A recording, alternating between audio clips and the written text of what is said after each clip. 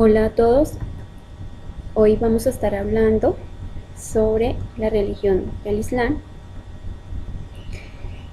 Para ello, entonces vamos a ir específicamente a la ubicación geográfica, lugar donde se originó el Islam. Entonces, primero va a estar ubicado en el continente asiático, específicamente en Arabia, y ya como tal en la ciudad de la Meca, lugar donde nació su fundador. Vamos a encontrar al Golfo Pérsico al este, limitante, vamos a encontrar el Océano Índico, vamos a encontrar el Mar Rojo, vamos a encontrar aquí la península de Anatolia, vamos a encontrar los montes sacros y la meseta iraní. Esto sería ya en cuanto a la ubicación geográfica. Luego, entonces ahí sí, vamos a tener en cuenta quién era el fundador, quién fue el fundador y qué era lo que profesaba o enseñaba. Entonces tenemos en un primer momento que fue conocido como Muhammad, pero en Occidente es conocido como Mahoma. Él nació en el 570 después de Cristo, fue un hijo de un comerciante, fue pastor, se casó con una viuda muy rica y también pues manejó sus riquezas. Luego, ya aproximadamente, cuando tenía 40 años aproximadamente, él recibe una revelación por parte de un arcángel. Por eso tenemos una imagen, un arcángel, porque se dice que fue el que le dio esa revelación divina. Entonces ya a partir de entonces comenzó a predicar en la Meca la existencia de un único Dios. ¿Cuáles eran sus fundamentos? Entonces primero decía que había un único Dios que se llamaba Alá y que había un único profeta que era Mahoma, o sea, él mismo, único Dios y único profeta. Había un libro sagrado que es la recopilación, ¿sí? Que es una recopilación de varios versos de donde se va a plasmar aquellas leyes sagradas de la religión del Islam. También vamos a encontrar ciudades importantes. Entonces la primera será la Meca, lugar de origen y de nacimiento de Mahoma. Luego vamos a encontrar Medina, vamos a encontrar Bagdad y vamos a encontrar Damasco, lugares donde también tuvo gran incidencia, relevancia en relación al Islam y a su extensión.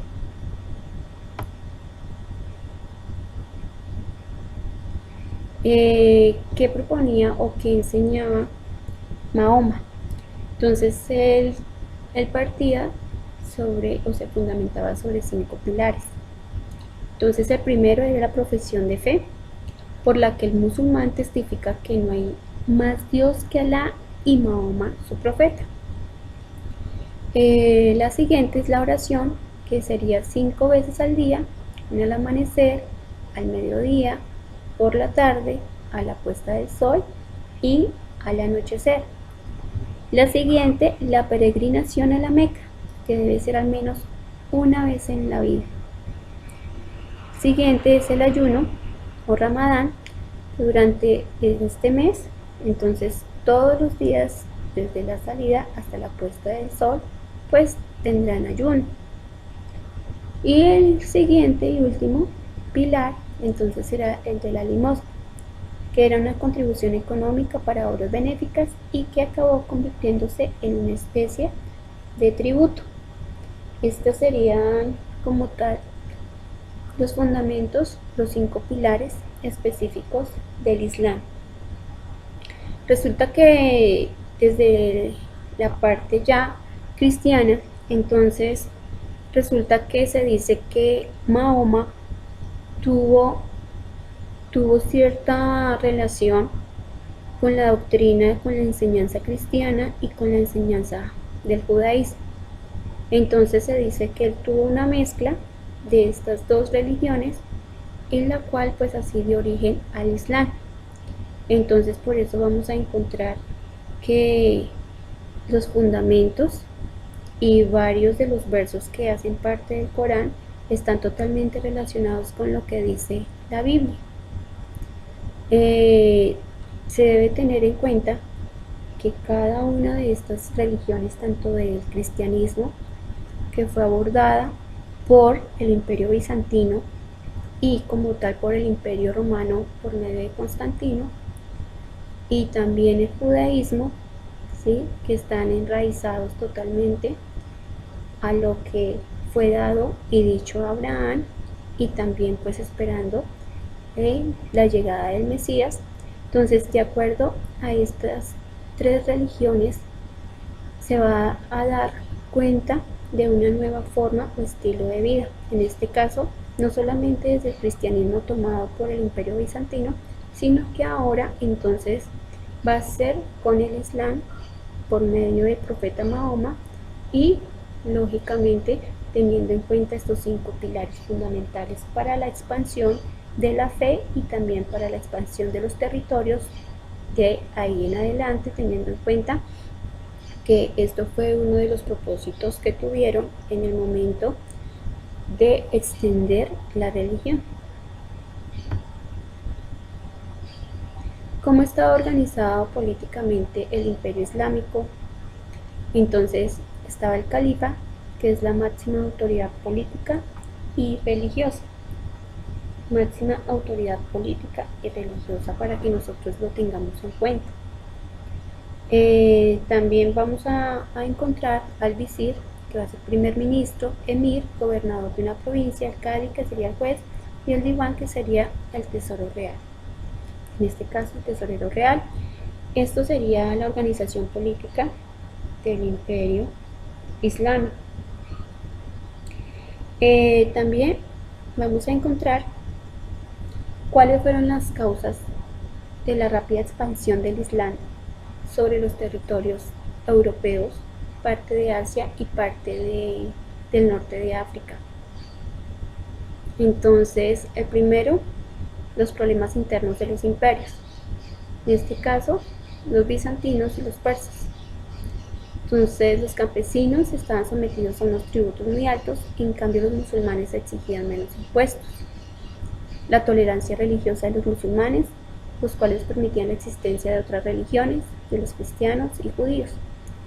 En cambio, los bizantinos eran más intolerantes y perseguían duramente las herejías cristianas.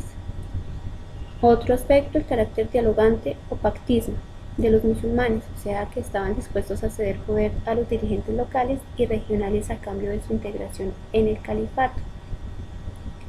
Respetaban las instituciones existentes, respetaban las propiedades y las ciudades, no las ocupaban, sino que se instaban en las afueras o se instalaban en las afueras de encampamentos que luego se convirtieron en ciudades. Y la última pues sería la mayor motivación o fanatismo de los soldados musulmanes, ya que al contrario de los mercenarios contra los que luchaban, ellos lo hacían por difundir su fe. La guerra santa por extender su religión se conoce como yihad, aunque hoy los musulmanes redefinen esta palabra como esfuerzo por defender su religión. ¿Qué quiere decir esto? Que hay unas causas, ¿sí?, que permitieron que el Islam se extendiera más rápido de lo que quizás se podía lograr en un momento determinado con otro tipo de religión o creencia. El hecho es que, si nos acordamos, nosotros en la sesión anterior hablábamos sobre la crisis que tuvo el Imperio Bizantino, la separación que tuvo con la Iglesia Católica Romana, ¿sí?, con el papado, al no reconocerlo como máxima autoridad de la Iglesia Católica. Entonces eso también generó una crisis, y de hecho pues también el constante ataque de los diferentes pueblos bárbaros, y en este caso pues de los turcos otomanos. ¿Qué pasa entonces? Hay que tener en cuenta que como tal esa aparición de esta nueva religión va a desencadenar entonces unos nuevos principios o dogmas de fe y va a permitir entonces la expansión masiva de no solamente la expansión de una religión, sino también en territorios.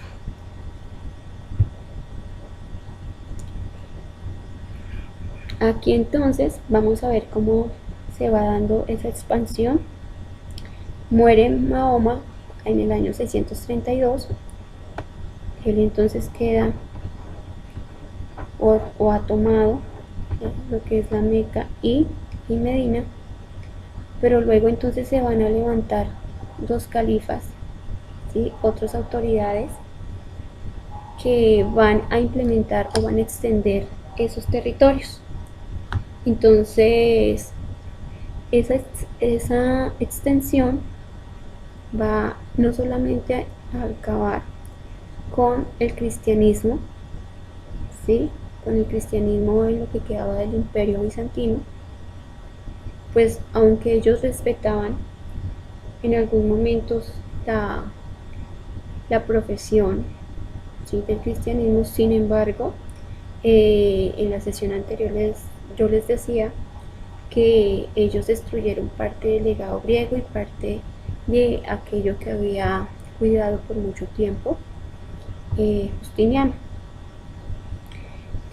Vamos a ver entonces que se extiende el Islam, que los árabes entonces ¿qué hacen? Anteriormente ellos no estaban unidos, no teniendo ningún tipo de religión en común, ningún sistema político en común, pero ya cuando llega Mahoma y cuando establece la religión del Islam, entonces es ahí cuando se va a llegar a un acuerdo y se va a formalizar e instaurar una sola religión, y asimismo van a comenzar a instaurar una sola forma política, una sola forma militar, y de igual manera van a manejar la economía de una manera diferente a como la llevaban, recordando que ellos en un momento eran nómadas, que eran pues en este caso llamados beduinos, pero que solamente se convirtieron en sedentarios cuando estaban en las costas. Pero ya con la religión del Islam entonces ya hay otra forma diferente de manejar el comercio y de vida también pues a los territorios que ellos conquistan, que son estratégicos para que se pueda dar ese desarrollo comercial. Aquí entonces vamos a encontrar las fases de la expansión musulmana. Entonces la primera pues va a ser la de Mahoma como inicio.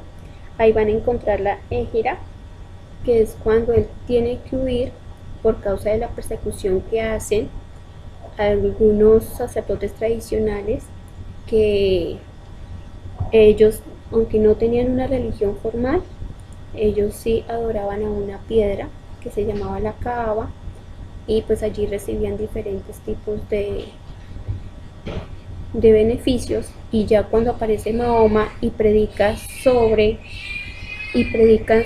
la forma de no volver a adorar ningún tipo de figura o cualquier tipo de representación divina, entonces es ahí cuando él tiene que huir por la persecución que hacen precisamente estos sacerdotes en contra de Mahoma.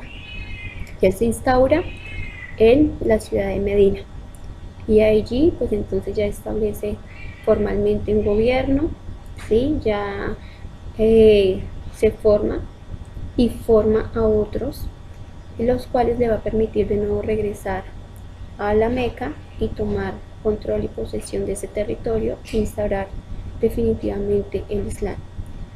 Luego entonces va a aparecer el califato ortodoxo, que en este caso los califas son amigos de Mahoma, continúan la expansión del Islam fuera de Arabia.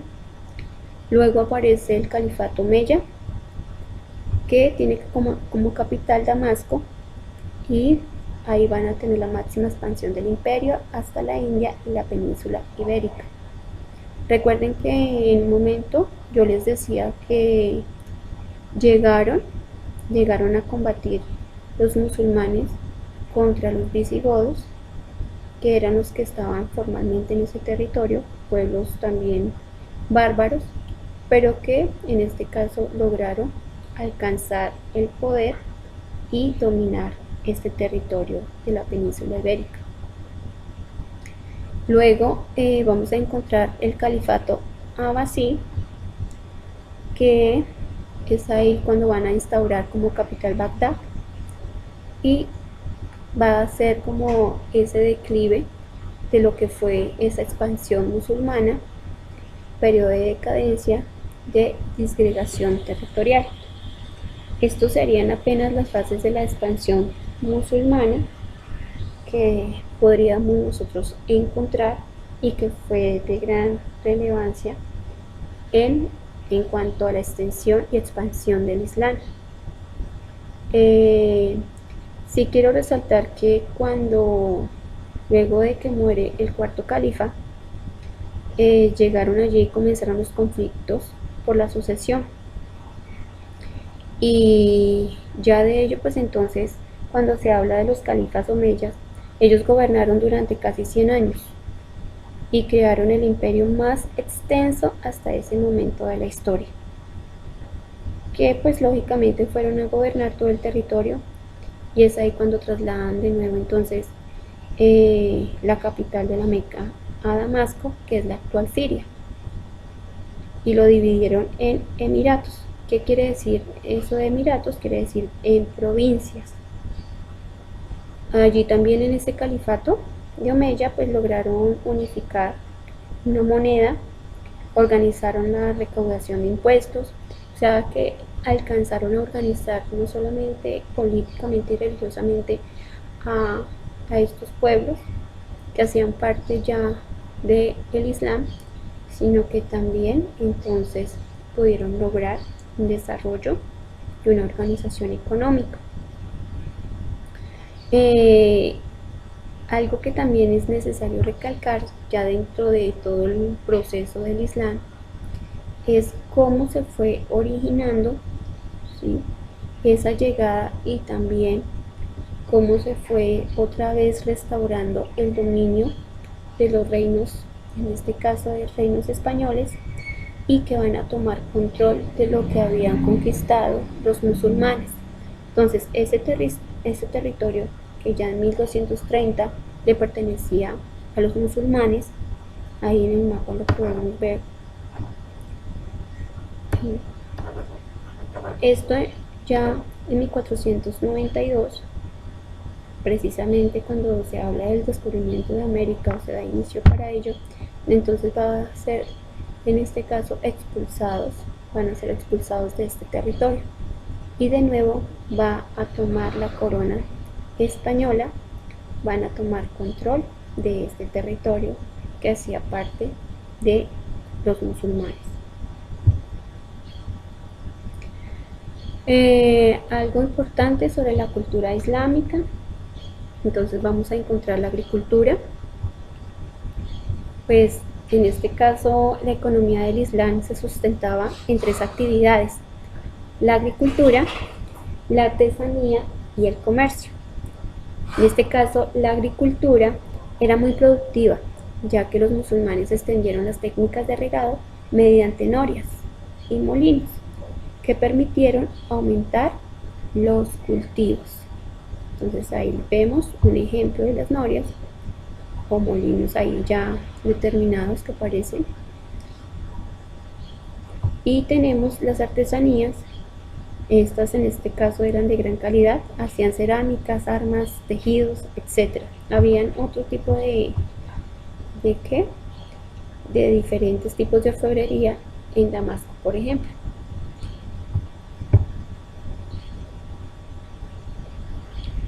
Ya vamos a encontrar una recopilación literaria de estos pueblos árabes, y una de ellas va a ser las 1001 noches. que dentro de ellas vamos a encontrar esa historia o ese cuento de Aladín y la lámpara maravillosa.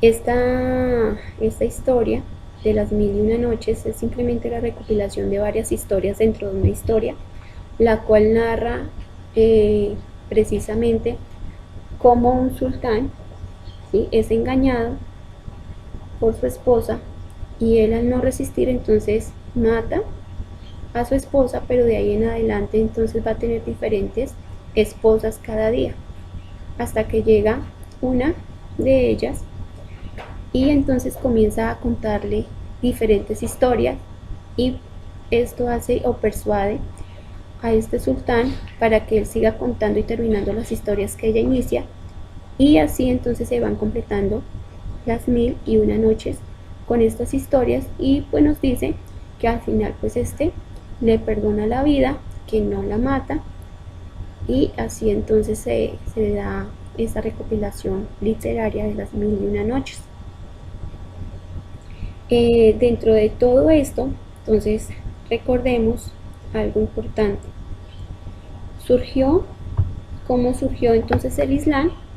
Entonces surgió en un lugar específico, allí en Arabia, en la ciudad de la Meca, donde Mahoma recibe una revelación divina por medio de un arcángel, donde le dice que solamente hay un Dios, que es Alá, y hay un solo profeta, que es Mahoma, que se basa en 5 pilares fundamentales, que aparte de esos 5 pilares fundamentales, entonces se dice que es una mezcla entre el judaísmo y el cristianismo, que tiene sus raíces también en Abraham, padre de la fe, en este caso patriarca en el judaísmo y también en el cristianismo.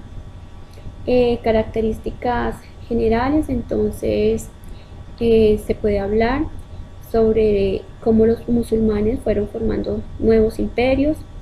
Dentro de estos imperios vamos a encontrar, eso sí, los fatimíes van a estar al norte de África, los turcos otomanos, que están en el Medio Oriente, pues ya que habíamos hablado de ellos con el imperio bizantino, la caída de este imperio.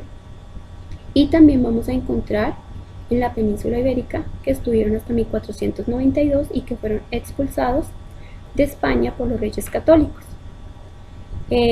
Algunas de las causas de la expansión, entonces, para recordar, también pues ese deseo de extender su fe, el afán de conseguir también el botín de guerra, la debilidad interna de sus adversarios, pues también eran un poderoso ejército.